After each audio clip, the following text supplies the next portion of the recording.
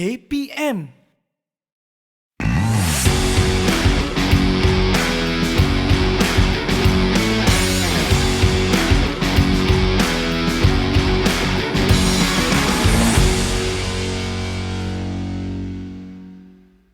Hai semua, bertemu kembali dalam Diet dan Nutrisi bersama saya Dietitian Nora.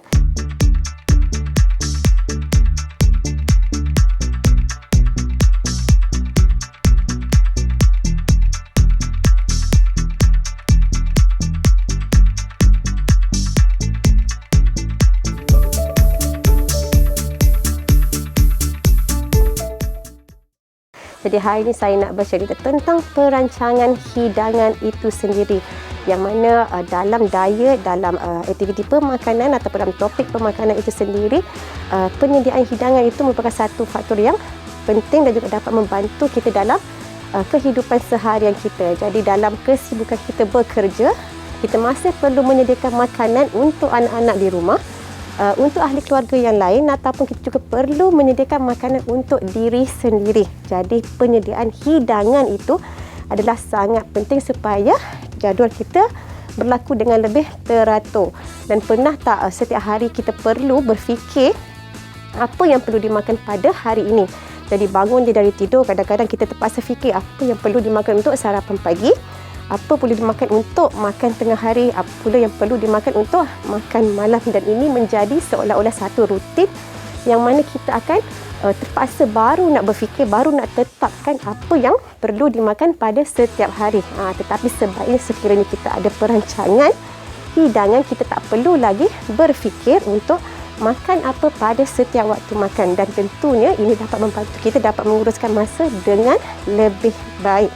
Jadi dalam kesibukan kita untuk membuat perancangan hidangan ataupun meal planning itu sendiri, kita perlu sedar sama ada kita perlu menyediakan makanan-makanan yang berkhasiat untuk seisi keluarga, sama ada untuk diri sendiri, anak-anak, dan dapat membantu isi keluarga yang lain. Jadi apakah perancangan ataupun faktor-faktor yang perlu kita lihat untuk kita lakukan perancangan hidangan ini? Yang pertama, perancangan hidangan yang kita nak sediakan perlulah realistik. Jangan kita buat satu perancangan yang mana perancangan itu tidak realistik dan susah untuk kita ikut pada setiap hari. Jadi kita perlu decide lah ataupun tetapkan makanan yang macam mana kita perlu sediakan, pada waktu bila kita perlu sediakan, dan kita boleh ikut perancangan tersebut.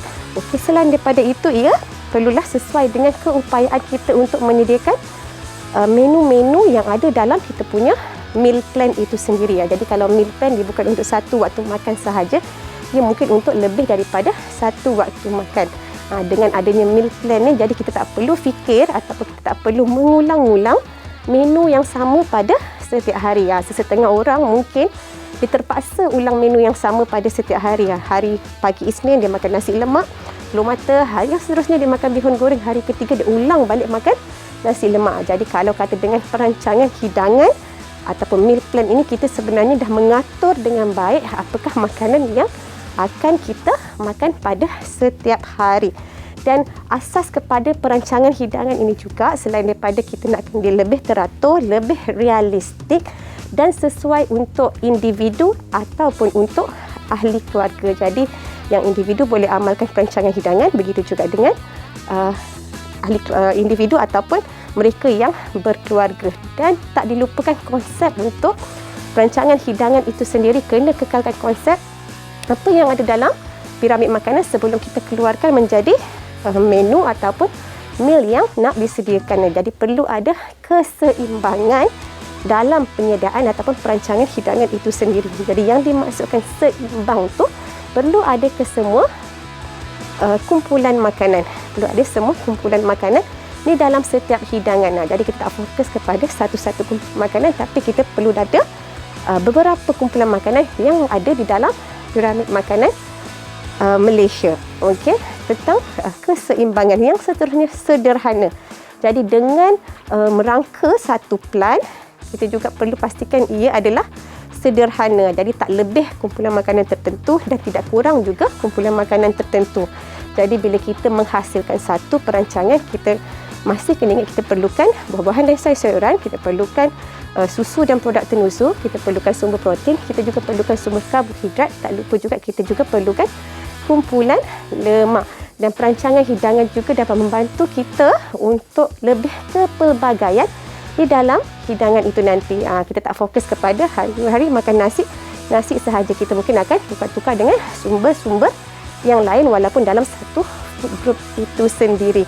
Yang mana perancangan hidangan ini dapat kita capai sekiranya kita membuat satu tindakan ataupun perancangan yang lebih baik. Seterusnya nanti kita akan lihat bagaimana teknik yang kita akan gunakan untuk melakukan perancangan hidangan untuk satu isi rumah. Jumpa selepas ini.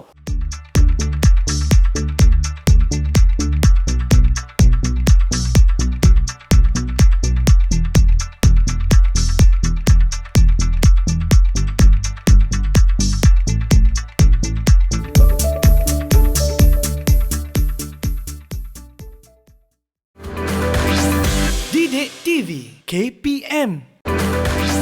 Didik TV KPM.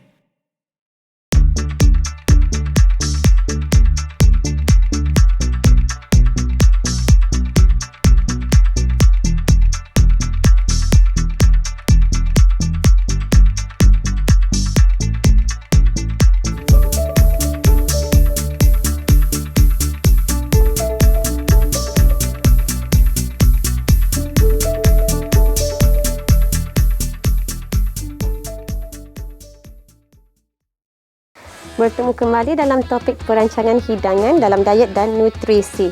Jadi bagaimana kita nak buat perancangan hidangan untuk ahli keluarga. Jadi penting untuk kita tahu langkah demi langkah supaya perancangan yang kita lakukan itu adalah lebih tersusun dan lebih organize, dan kita perlu simpan dengan baik perancangan tersebut. Yang pertama, sebelum memulakan sebarang langkah, kita perlu tetapkan satu hari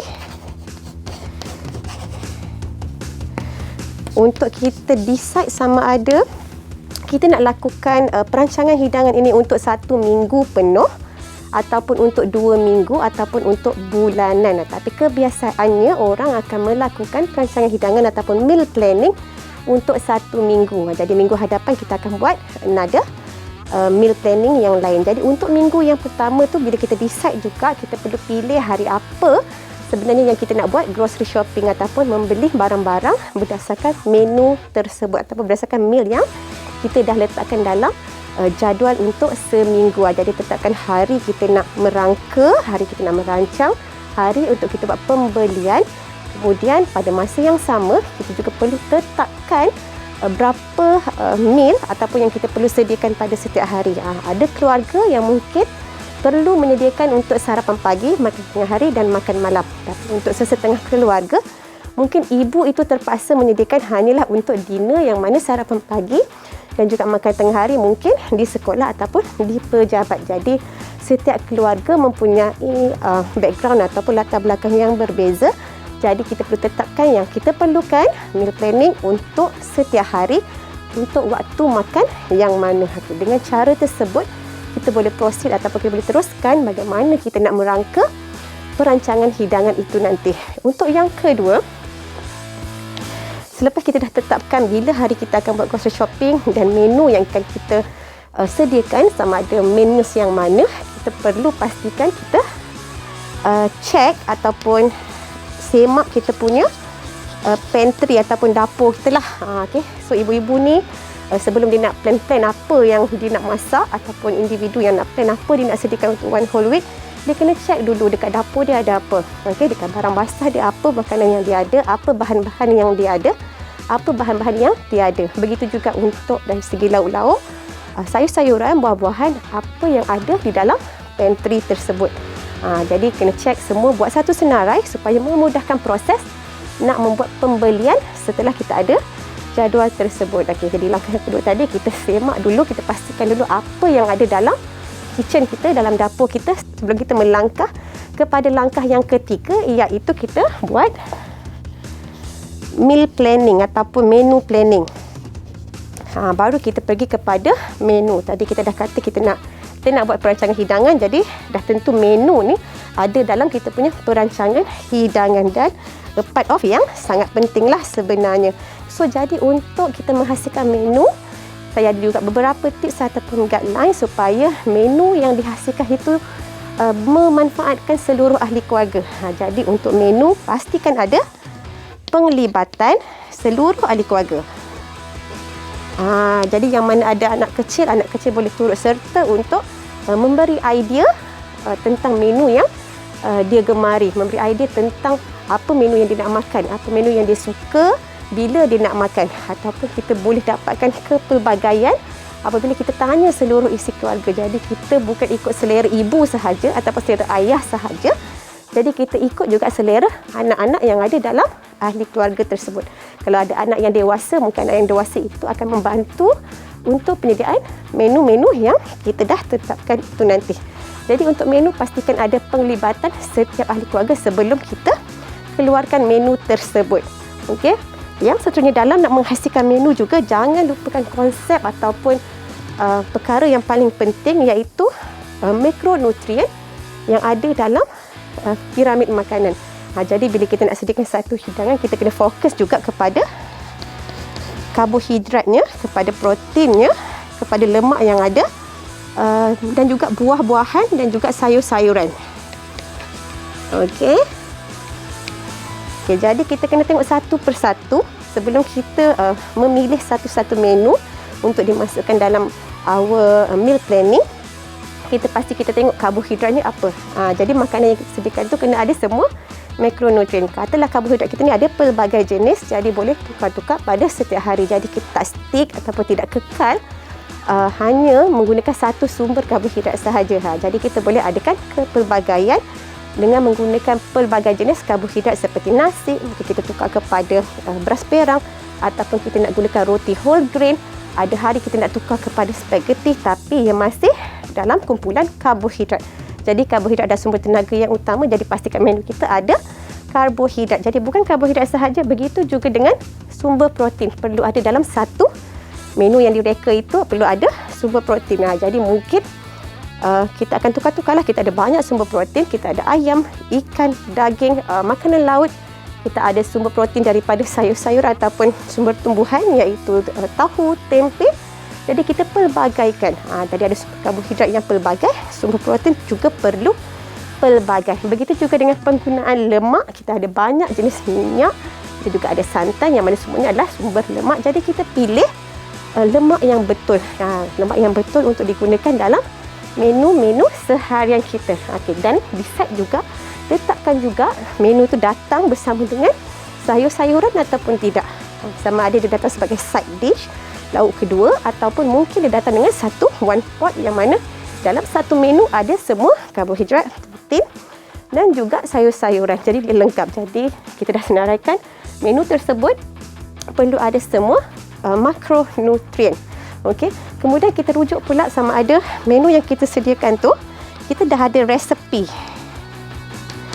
Sama ada kita perlu nak Google ataupun mencari resepi baru ataupun menggunakan sedia ada punya resepi. Ini penting sebab bila kita ada resepi, nanti dia akan berbalik apabila kita nak buat pembelian bahan-bahan untuk penyediaan makanan tersebut. Jadi kena ada resepi. Kalau kata ada buku ataupun jurnal, kita letakkan semua dalam tempat yang sama ataupun dalam handphone, kita rekodkan betul-betul supaya kita boleh refer ataupun rujuk semula apabila kita perlukan resepi-resepi ataupun bahan-bahan yang digunakan untuk masak makanan tersebut. Yang seterusnya, untuk menu juga jangan lupakan tentang gadget-gadget yang ada. Okey, sekarang kita ada banyak sangat gadget yang boleh membantu ibu-ibu di dapur. Kita mungkin ada air fryer, kita mungkin ada microwave, kita mungkin ada oven, yang mana kesemua peralatan ini boleh ditimbangkan untuk kita menyediakan menu tersebut. Yang mana kita tahu banyak-banyak gadget ini mungkin dapat meningkatkan masa proses kita menyediakan makanan tersebut. Jadi kita considerlah menu tu berdasarkan gadget yang kita ada. Jadi tak adalah semua menu kita perlu menggunakan dapur. Kadang-kadang mungkin kita boleh gunakan microwave, boleh gunakan oven untuk kita sediakan kita punya menu. Okey. Yang seterusnya, untuk menu juga kita boleh pelbagaikan cara masakan. Bila kita kata pelbagaikan cara masakan, kita tahu yang kita ada banyak jenis masakan dan ada juga masakan-masakan yang sihat. Kita ada jenis sup, kita ada jenis goreng, kita ada stir fry. kita ada jenis steam, kita ada bakar, kita ada panggang. Jadi ibu-ibu, anak-anak boleh decide pelbagai jenis cara masakan. Jadi tak adalah menu kita daripada hari Isnin sampai ke hari Ahad seterusnya terdiri daripada cara masak yang sama sahaja. Contohnya masak menggunakan santan daripada hari awal sampai akhir semuanya menggunakan santan. Jadi kita boleh tukar-tukar, walaupun protein dia bertukar-tukar, sama juga dengan cara masakannya pun boleh bertukar-tukar. Dan tentu ini dapat membantu kita untuk memilih cara masak yang lebih sihat. Kita boleh steam, kita boleh buat singgang, kita boleh buat sup, boleh buat tom yum. Jadi pelbagaikan cara masakan yang ada untuk kita memilih menu untuk diletakkan di dalam meal planning untuk kesemua ahli keluarga. Dan perlu diingatkan juga sama ada menu yang kita sediakan tu boleh tak kita sediakan secara bulk ataupun dengan kuantiti yang banyak. Yang mana ini juga bantu untuk menjimatkan masa. Jadi kita masak hanya pada satu masa, tapi kita boleh ambil separuh untuk disimpan dan di-frozenkan untuk makan pada waktu yang lain. Jadi ini kita boleh decide ataupun kita boleh tetapkan salah satu langkah untuk mendapatkan menu yang sesuai untuk kesemua ahli keluarga. Kalau tadi kita dah ada menu, so kita boleh susun menu tersebut. Kita tengok balik menu-menu tersebut, kita susun dengan baik. Kenapa kita nak susun semula? Sebab kita kena consider ataupun kita kena pertimbangkan aktiviti ataupun rutin ahli keluarga yang lain. Jadi mungkin ibu ada meeting, terpaksa boleh lambat. Ada hari yang mungkin anak pergi camp. So kita tengok balik menu yang mana untuk hari, yang mana yang lebih sesuai. Secara tak langsung kita boleh decide dekat sini berapa orang yang akan makan pada satu-satu menu tersebut. Jadi kita dah tahu siap-siap, hari Selasa petang cuma ada 3 orang je yang akan makan menu tersebut. Hari Jumaat akan ada seluruh ahli keluarga iaitu 7 orang. Jadi selepas kita dah buat menu, kita dah susun dengan baik, kita boleh sediakan groceries ataupun senarai bahan-bahan yang kita perlukan untuk kita menyediakan kesemua menu-menu yang ada dalam kita punya meal planning. Jadi untuk yang seterusnya nanti kita akan bincang pula tentang tips-tips untuk membuat pembelian di pusat beli-bela ataupun groceries shopping.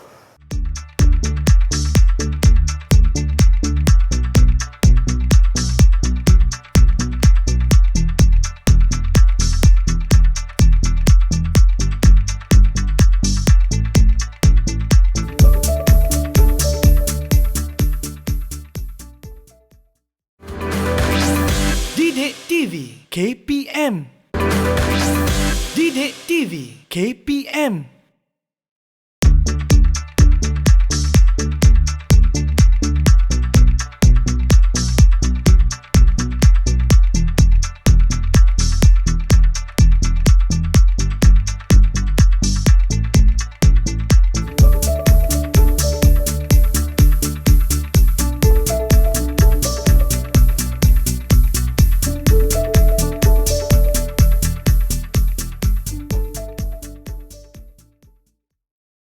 Bagi perancangan hidangan untuk sekeluarga, yang seterusnya kita lihat pula apakah tips-tips untuk membeli groceries di pasaraya.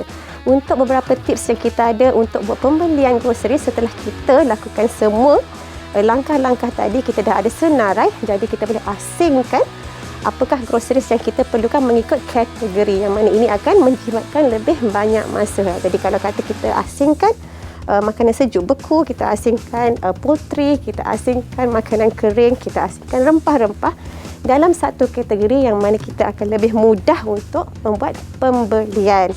Jadi selepas sahaja kita beli ataupun sediakan semua bahan-bahan yang kita perlukan berdasarkan menu ataupun perancangan hidangan yang kita dah buat, kita balik ke rumah, kita terus asingkan bahan-bahan tersebut mengikut porsi yang kita perlukan. Jadi rujuk balik menu, rujuk balik jadual makan tersebut, kita perlu asingkan mengikut kuantiti ataupun saiz porsi. Yang mana untuk saiz sayuran, kita boleh potong siap-siap dalam packaging yang berbeza supaya ia dapat memudahkan kita menyediakan makanan tersebut nanti. Jadi itu antara langkah-langkah yang boleh kita follow ataupun kita ikut supaya kita dapat menyediakan satu perancangan hidangan yang lengkap dan fleksibel untuk keseluruhan ahli keluarga.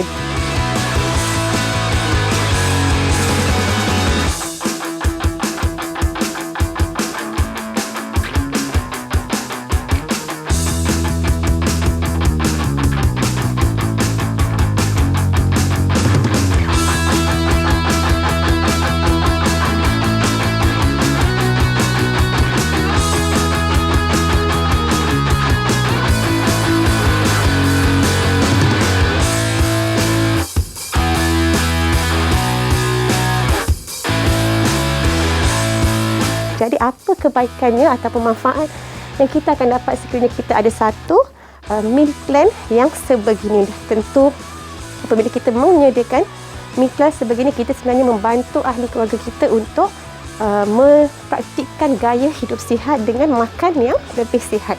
Sebab kita akan nampak sendiri bagaimana menu-menu dalam jadual kita tu kita praktikkan kepada ahli keluarga. Jadi dah tentu kita akan pilih yang terbaik, menu yang sesuai dan pelbagai untuk seluruh ahli keluarga setiap peringkat umur. Secara tak langsung kita dah menyediakan makanan yang lebih sihat untuk ahli keluarga. Yang seterusnya dah tentu dengan membuat perancangan hidangan ini, kita juga dapat lebih bonding ataupun rapat dengan setiap ahli keluarga, terutamanya anak-anak, yang mana anak-anak kita dah libatkan untuk proses daripada memilih menu sehinggalah untuk membeli barang-barang yang kita perlukan untuk penyediaan menu tersebut. Begitu juga dalam proses memasak, anak-anak boleh turut serta untuk menyediakan makanan kegemaran mereka. Itu antara kebaikan yang kita akan dapat, dan juga ia adalah sangat fleksibel, menjimatkan kos yang mana kita tak akan ada banyak pembaziran disebabkan oleh kita masak mengikut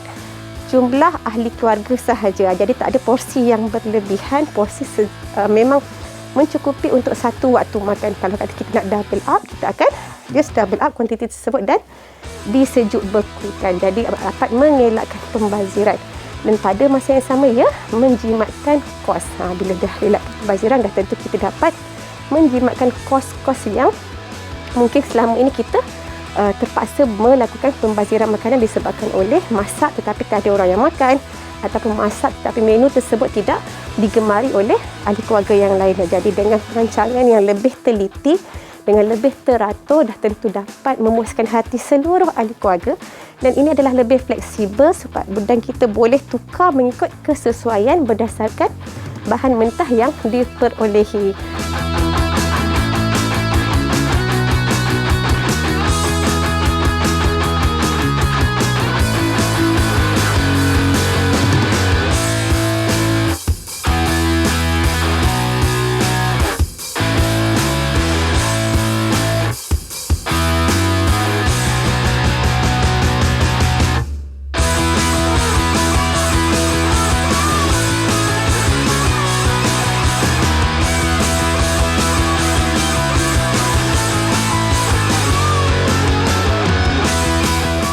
Dan saya berharap agar anda dapat merancang dengan baik perancangan hidangan untuk setiap keluarga anda. Jumpa lagi dalam episod yang seterusnya.